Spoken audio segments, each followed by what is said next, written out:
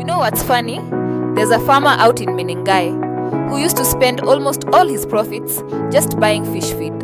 And still, his fish kept getting thinner. Then there was another one who tried fish farming once. All his fish died. He said, "I'm never doing this again." But today, those same people are harvesting fish. They've cut feed costs, and some are even selling what they used to throw away. Crazy, right? So we started asking questions, not the usual NGO questions. What challenges are you facing? No, we wanted real life. What do you think about when you go to bed? What stresses you out? What are you afraid of losing? And if you had one chance to change something on your farm, what would it be? The answers were different, but the pain was the same. Pesa, money.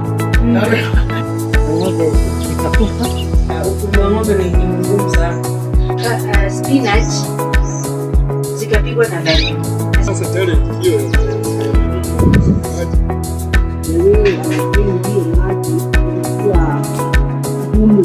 inachimba inarudi na inajiziba inawaeria sisi hakuna mashamba sisi ni makweli.